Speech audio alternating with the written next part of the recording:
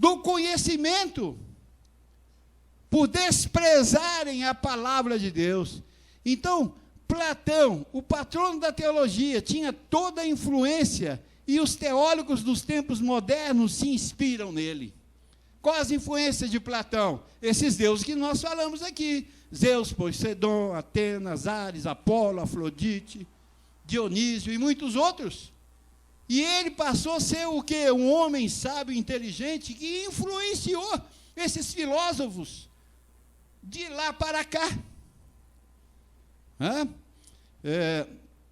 Nas suas pregações, eles sempre citam, fico vendo os conhecedores de hoje, da Bíblia, que prega ali para 1.000, 2.000, 5.000 pessoas, eles pegam o nome desses filósofos e pensadores para enriquecer as suas palestras. Assim como diz Freud, assim como diz Platão, assim como diz fulano. Olha, na pregação, usando o púlpito, que é de Deus, para poder ensinar o povo. Então é que o mesmo espírito que teve em Platão estão neles. São os deuses da mitologia grega. Por isso que não funciona o que eles falam aí fora. Porque o Deus que está ali não é Deus. Não é a Gênesis, não é o Criador de todas as coisas, que vinha ter comunhão com Deus, com o povo, com a sua igreja, que ali estava Adão e Eva. Deus vinha na virada do dia, Adão e Eva não buscavam. Deus vinha. Assim também tem que continuar no nosso meio. Nós tivemos um grande espetáculo no mundo. O nosso Deus veio até nós não buscamos Ele, Ele veio até nós. E nós aprendemos com Ele isso, abençoado. Nós estamos na Gênesis do Senhor. Ele veio ter comunhão conosco, porque nós não esperávamos Ele, eu não esperava. E eu sei que você também não esperava, porque sua mente estava comandado por esses deuses da mitologia grega, da teologia, que infeccionou os filhos de Deus, deu infecção, contaminou, enfermou o povo de Deus. Eles não entendem quem é Deus, porque eles pedem uma coisa e nada acontece, porque Deus não é Deus de pedir, Deus é Deus dele mesmo atuar segundo a vontade dele. Por isso tropeçam, estão sem vida, abençoado, estão amargamente sofredores. Ligou uma senhora durante a semana para mim, lá no escritório, e perguntou: "Ô, moço, eu estou ligando, ô pastor, estou ligando para o senhor fazer uma oração para mim." Falei: "Eu vou fazer oração." Eu recebi um folheto, acho que foi a Maria que deu lá para o lado da Santa Efigênia. Eu recebi um folheto aqui, e eu estou precisando de muita oração. Meu filho está depressivo aqui em casa, eu tenho que ficar tomando conta dele, e eu preciso da oração para o senhor me ajudar. Falei: "Ai, meu Deus." Falei: "Não tem como só ir lá no Ministério Ciência de Cristo, na Avenida Afonso Pena, 571, no Hotel Financial, quarto andar. Lá nós vamos explicar detalhadamente para a senhora." "Não, eu não posso sair daqui porque meu filho está muito doente. Eu já fui em várias igrejas, pedi oração, mas não está funcionando." Falei: "Nem vai funcionar. E os que estão funcionando se chama feitiçaria, porque vai acabar." E nós já selamos o término de toda mentira do sistema religioso sobre os filhos de Deus. Nós já cortamos tudo isso, nada vai funcionar. Nós desfazemos as feitiçarias nessas igrejas. Porque essas igrejas são feiticeiras, não são a igreja do Senhor. Porque eles buscam Deus. Deus não se busca, Deus se apresenta. Deus se revela para o seu povo. Nós estamos no caminho certo, porque nós recebemos um Deus vivo no nosso meio. E o nome dele é Jesus Cristo homem. Dr. José Luiz de Jesus Miranda, o véu de Deus na terra, que foi escândalo na terra. Sempre foi desse jeito, abençoado. Nós temos a direção do Deus vivo no nosso meio, porque nós fomos na Gênesis. Estamos contemplando, ele diz: habitarei e andarei entre vós. Não é assim? E não era assim que Deus fazia no Gênesis? Deus não andava, não habitava e andava no meio dos filhos ali? Olha, assim nós estamos vivendo nesses dias. Você recebe isso? Você não tem que esquentar sua cabeça, você não tem que se preocupar, você não tem que desesperar. Deus está conosco, abençoado. E se o Senhor é por nós, quem será contra nós? Agora, nós temos o Deus que é Deus. Nós não temos esse Deus da mitologia grega trazida por Platão e pela teologia dos homens nas suas denominações, aonde leva os homens aos erros. E estão enfeitiçados por isso aí, abençoado. Então, veja bem, perder a comunhão por inspirar em Platão. Essa é a desgraça que vimos no meio dos crentes, dos católicos, dos espíritas, de todas as religiões. Porque é o homem querendo desvendar quem é Deus. Deus nunca se deixa ser conhecido, abençoado. Ele se encobre, Deus se esconde. Por isso que ele vem em Jesus de Nazaré, eles mataram ele. Olha lá, por quê? Porque não viram ele. Não é verdade?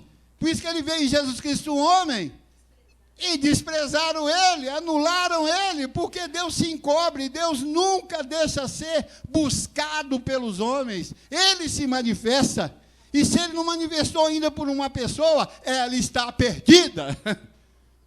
Você pode ver que nada dá certo. Dá certo uma coisa, as outras todas estragadas. Ela não tem paz, não tem alegria, não tem gozo, não tem satisfação. Ela acorda com a mente toda perturbada, desesperada, porque está sem Deus. Agora, quem está debaixo da graça, sabe e levanta e diz: hoje é o melhor dia da minha vida, porque ele sabe que Deus é Deus na vida dele. Que ainda que venham as tribulações, mas ele sabe que Deus é Deus da sua vida. Ele conhece aquele que criou os céus e a terra, tudo quanto nela há, meu irmão. Você e eu somos criaturas dele, gloriosa como filhos. Diga, eu recebo.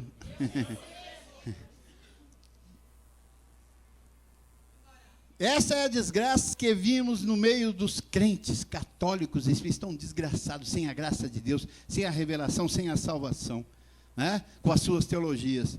E vamos ver aqui a teologia que eles criaram. Tem uma teologia que chama teologia sistemática. Vocês vão conhecer sobre teologia aqui, hein? Não para agir, mas só para conhecer a burrada que eles fizeram com isso aí. Onde divide a Bíblia. E eles dizem que na teologia sistemática você estuda bibliologia, que é o estudo da Bíblia, nas suas divisões, por eles. Eclesiologia, que é o estudo da igreja, levantada por um sistema religioso. Então você estuda a origem da igreja, né, nos seus detalhes, nas suas atuações, das suas missões, dos seus missionários, né, como a igreja católica, né, das suas missões de guerra daquela época, né? Da Santa Inquisição, está ali, né? Angiologia, estudo sobre os anjos, atuações dos anjos. Estudam sobre demonologia, que é o estudo de demônios. Eu vi um tempo atrás, um impostor aí muito conhecido no meio dos crentes, e ele dizendo para uma outra igreja, dizendo: olha, você não conhece demônio como eu conheço. Você que não sabe como age demônio? Os principais, demonologia, ensinando estudo de demônios na igreja, abençoado. Isso é teologia, isso é coisa do homem. Você que não sabe o poder que esse demônio que eu estou te falando aqui, esse principado, essa potestade, não tem como expulsar ele, não. Ele fica por cima, dominando tudo, fazendo pastor prostituir, adulterar e roubar a igreja. Ô, gente, eu vi aqui, eu falei: meu Deus! Estudo de demônios dentro da igreja. Aquilo não, olha, digo com certeza absoluta, sem medo de errar, e discuto com os teólogos, com os pastores. Olha, o sistema religioso, batista, metodista, assembleia, quadrangular, universal e católica e tal, são chamados sinagogas do diabo. Por quê? Só lá que o diabo desce. Aonde o diabo desce é o quê? É a casa dele. Sendo que nem ele mesmo existe para nós. Porque o Deus dos deuses, ao morrer em Cristo na cruz do Calvário, destruiu, a saber, aquele que tinha o poder da morte, o diabo. Então, nós conhecemos o Deus que é Deus. Esse é o nosso Deus. Destruiu o diabo. Que é isso? Aí vem um idiota e fala assim, olha, ele quer que você ache que aconteceu isso com ele para ele te pegar na esquina. Não, cara, porque está escrito. Não, mas não é assim que está escrito. Como é que está escrito então? Lê aí. Mas está escrito, mas não é assim. Como é assim, rapaz? Está escrito que ele destruiu, rapaz. Destruiu, está destruído. Não tem como voltar o que está destruído. Cabeça louca, né? Quem pode? Então, veja bem, nós falamos sobre a teologia sistemática. Depois tem a teologia da prosperidade. O homem buscando Deus para prosperar. Não tem essa teologia aí? Vem aqui, porque aqui na minha igreja, Deus tem uma bênção especial para as suas finanças. Teologia da prosperidade, criada em laboratório, da mente dos homens. Aí vem a teologia da reforma, que foi feita por Martim Lutero e para Calvino, que Martim Lutero diz nas suas 99 teses, que a salvação vem pela fé, e as outras teses não explicam merda nenhuma mais. E vem aqui Calvino falando que nós somos predestinados depois que aceitamos Jesus. Que reforma, rapaz! Reformador foi o Dr. José Luiz de Jesus Miranda. Esse foi o reformador da igreja. E nós somos o resultado daquela reforma, meu amigo. Por isso que aqui a gente não põe José Luiz para falar mais, porque ele já reformou. Nós somos o resultado da reforma de Dr. José Luiz de Jesus Miranda, que agora coroa ele pelo que ele fez por nós e pelo que estamos fazendo agora, buscando as últimas dracmas para render diante de Deus, que é Deus, e não esse Deus mentiroso que está por aí, não, meu irmão. Vem com essa, não. Então, depois tem chamado a teologia contemporânea. Contemporânea. É essa enlouquecidas igrejas por aí. A teologia moderna. Onde, salve-se quem puder, aqui vale tudo. É o vale tudo. Né? É o vale tudo. Traga isso, traz seu filho, traz a cueca, traz a calcinha, traz o terço, traz o colar, traz o lenço, traz a roupa, traz um fio de cabelo, que nós vamos morar aqui, Deus vai atuar. É o Deus que é mandado. Essa teologia contemporânea, moderna, é Deus comandado por esses pastores, impostores, que são a base deles, Platão. Eles nos dizem, vem aqui, eu vou fazer uma oração poderosa e Deus vai te abençoar. Ele mandando em Deus. Deus vai te abençoar porque você orou? Ô, cara dura. Você conhece Deus, rapaz? Você não conhece Deus. Deus não obedece ninguém, não, rapaz. O Deus que é Deus não submete a ninguém, a alguém que tem que submeter ele. Esse Deus eu não conheço e não recebo aqui. Esse Deus que eu chamo e ele vem. Vem cá que eu vou fazer uma oração gloriosa, poderosa, porque eu fui para Israel e entrei lá no Mar Vermelho e saí de lá eletrizante agora. E quando eu orar, Deus vai fazer. Oh, você é um canalha, rapaz, falar um negócio desse. É um Deus de Platão. É a mitologia onde se oferecia lá oferenda a esses deuses para poder abençoá-los. Ofereciam até pessoas, mulheres virgens, criança, que era o sangue puro para o Deus deles fazerem cumprir aquilo que eles pediam. E hoje nós estamos vendo isso da mesma forma. Vai aquele tanto de gente ali para pedir bênção para Deus. E oferecem, ó Deus, estou dando meu dinheiro aqui, agora sou obrigado a me abençoar. Eu estou entregando a minha vida para o Senhor, tá? Olha que idiota! Eu estou entregando a minha vida para o Senhor, então agora faça, Deus, visita a minha casa, visita. Ô, idiota!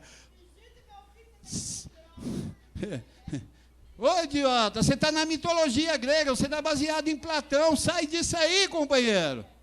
E esses impostores fazendo a mesma coisa, meu irmão, conduzindo o povo ao erro. Então, essa mitologia, essa teologia moderna, ela é pentecostalismo de Pedro, é chamado o evangelho da circuncisão, onde Pedro recebeu um espírito louco lá e colocou todo mundo enlouquecido, perdido, desequilibrado, e assim estão as igrejas seguindo agora esse Pedro, que certamente foi o primeiro papa da Igreja Católica. Isso aí é indiscutível, porque é o que eles chamam lá, ele de o primeiro papa da Igreja Católica. A igreja da confusão, do roubo, da promiscuidade, da mortandade. Perigosos, a Igreja Católica é perigosos. Ah, mas foi só aquele tempo da Idade Média. Não, o espírito é o mesmo. São maldosos como antes, sempre foram. Então, veja bem, abençoado, aonde eles ensinaram o povo a dançar, com as suas cantorias, com o seu comércio, não fica o povo dançando lá, aquelas mocinhas, tudo dançando lá com o véu para cima. Pô, aquilo ali está parecendo para mim o tempo da mitologia grega, rapaz, onde as virgens dançavam diante dos seus deuses. Criaram isso. Quem criou isso? A teologia moderna. Ai, pai. Vamos ver como Paulo traz isso. Vamos ver se a gente consegue terminar aqui. Vamos ver como Paulo vê qual que é a visão de Paulo. Primeiro, lá em Efésios 1, 13 a 14, nós vamos ver aqui o Pentecostes de Paulo, que vem tirando a gente agora desse sistema, na revelação dada por José Luiz, que veio como Jesus Cristo homem para pregar as 14 epístolas de Paulo, revelá-la para os filhos, para que voltam a Gênesis, conheça quem é Deus. Quem é Deus? Deus é Deus, diga, Deus é Deus. Sempre diga na sua mente, Deus é Deus. Porque você falando assim, com esse conhecimento que você tem agora, vai soar um som espiritual onde um anjo vai te acolher, meu irmão. Diga sempre, Deus é Deus. Deus é o Criador dos céus e da terra, e vinha ter comunhão e solucionava a situação dos homens.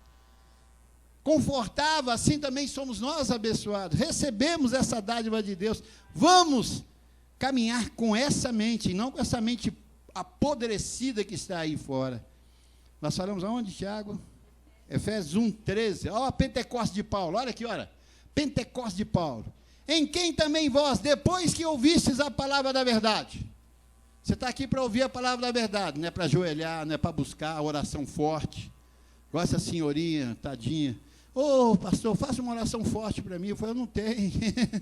Eu tenho uma palavra forte, poderosa, mas só tem que me ouvir, só está por telefone, não vai dar tempo. Ah, coitada, aí é muita covardia que esses teólogos fazem na mente das pessoas. Paulo vem dizendo, quem também vós, depois que ouvistes a palavra da verdade, o evangelho da salvação, é isso que nós pregamos, as 14 epístolas de Paulo, tendo nele também crido, fosse selado com o Santo Espírito da promessa. Aí começa a atuação do Deus da Gênesis. É por crer. É por crer. Eu creio, por isso eu falo, eu creio. Eu recebo isso na minha vida porque sou um filho, tocou na minha mente espiritual e eu posso entender isso. Então, esse Santo Espírito da promessa sela a minha vida para uma vida boa e perfeita aqui com Deus, que é Deus. Olha, aqui é interessante, abençoado. Quem tem Deus que é Deus, não precisa de ninguém, não. E você e eu temos que exercitar isso. Se eu tiver alguém para me ajudar, Deus não é Deus na minha vida. Aí você fala assim, não, Deus está na vida dele me ajudando. Isso é pretexto. Isso é pretexto. Quando alguém Deus quer usar na sua vida, ele se manifesta. Você não pede.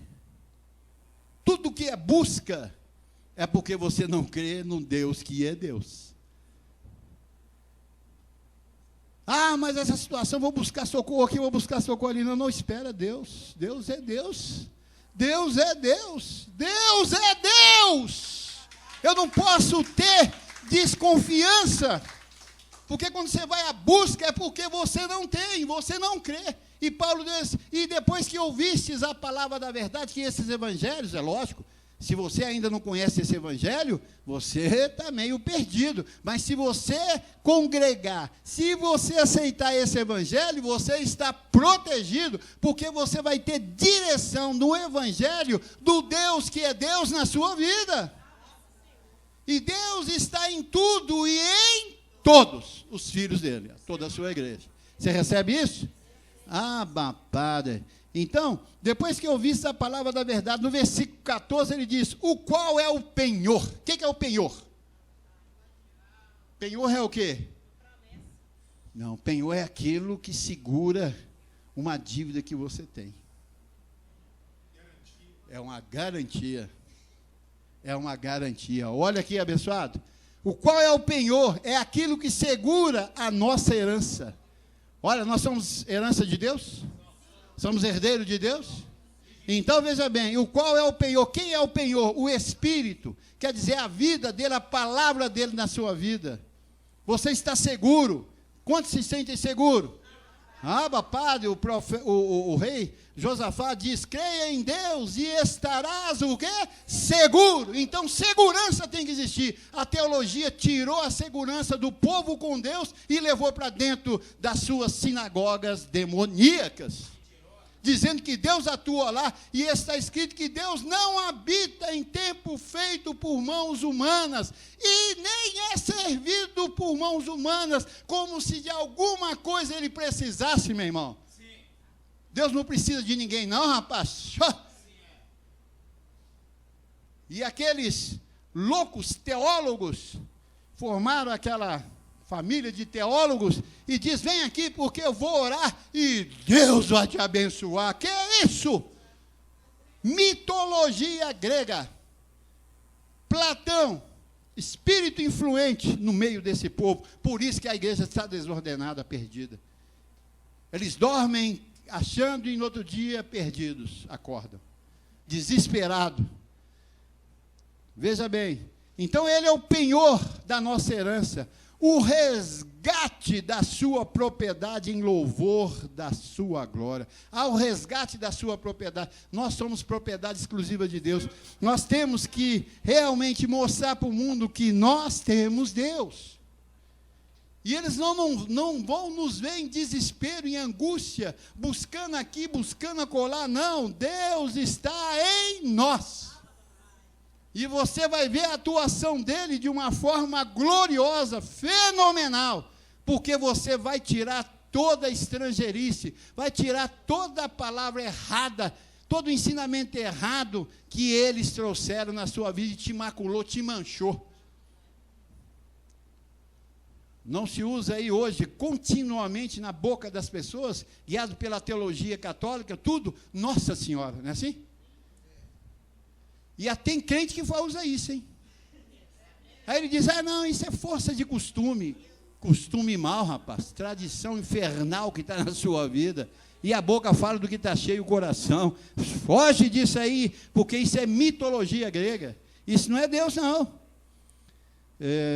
Vamos aqui. Nisto dá continuidade à Gênesis de Deus. Paulo diz que serve Deus é no seu espírito e não na carne. Então, quando ouvistes a palavra da verdade, isso dá o quê? Continuidade à Gênesis de Deus. Deus é Deus que fala, e o Filho o quê? Ouve e obedece. Você recebe assim? E Paulo diz que servia Deus era no espírito, não é na carne. Lá em Romanos 1,9 ele diz, porque Deus, a quem sirvo? Aonde? Em meu espírito, na minha mente. Por isso você tem que ter cuidado com aquilo que entra na sua mente, abençoado.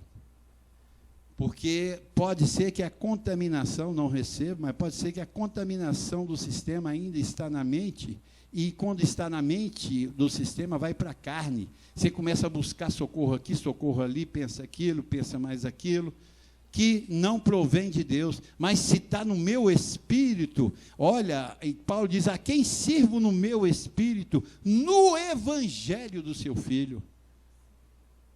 Abençoados, abençoados. Curados, curados.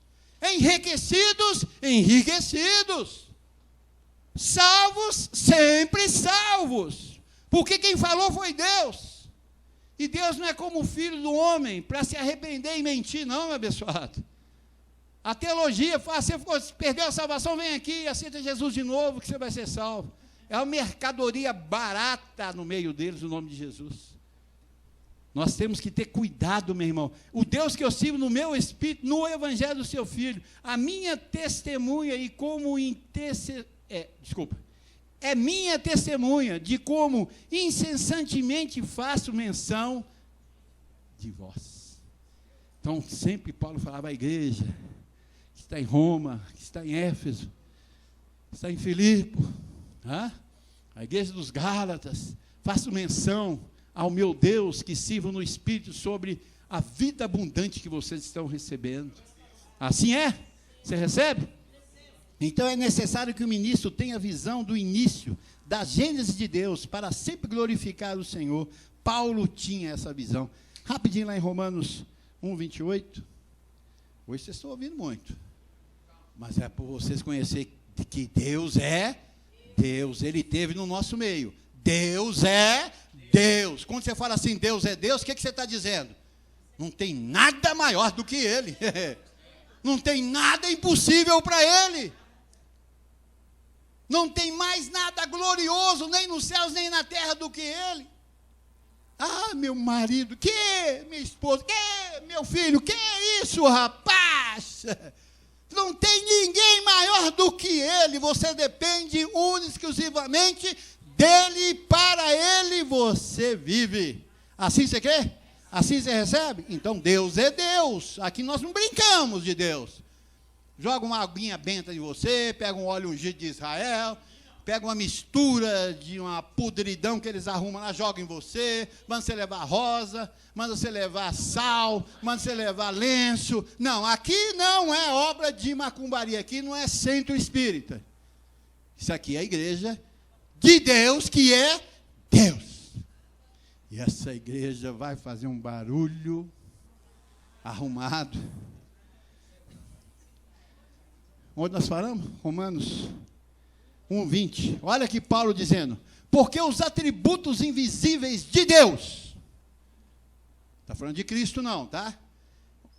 Porque os atributos invisíveis de Deus, porque Cristo era o quê? Uma criação de Deus. Cristo é uma criação de Deus. Assim o seu eterno poder.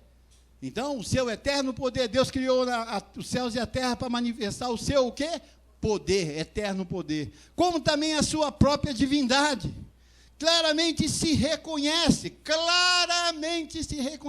Os olhos do nosso entendimento foi aclarado por quem? Por Deus. Não foi homem, foi Deus que aclarou a nossa mente. Assim é? Claramente se reconhece desde o princípio do mundo. Olha, desde o princípio do mundo. Paulo conhecia o princípio do mundo. A Gênesis estava na mente de Paulo. Eu sirvo Deus no meu espírito. Quando você serve Deus no seu espírito, você vai para Gênesis 1. Deus criou os céus e a terra. Aí você vê quem é Deus, meu irmão. Abba, Padre. Ele diz, claramente se reconhece desde o princípio do mundo, sendo percebidos por meio das coisas que foram criadas. Deus criou os céus e a terra. Tais homens são, por isso, indesculpáveis. Por quê? Porquanto, tendo conhecimento de Deus, não tem conhecimento de Deus? Esse povo aí tem. Esses pastores, tudo tem conhecimento de Deus. Eles estão ali em nome de Deus, em nome de Jesus. Tendo conhecimento de Deus, não glorificaram como Deus. Por quê? Veja bem, por que não glorifica como Deus? Porque Deus precisa da oração deles. Então não glorificam Ele como Deus. Deus precisa do jejum deles. Deus precisa do monte deles. Deus precisa da consagração deles. Isso é mitologia grega. Isso são os deuses da Grécia.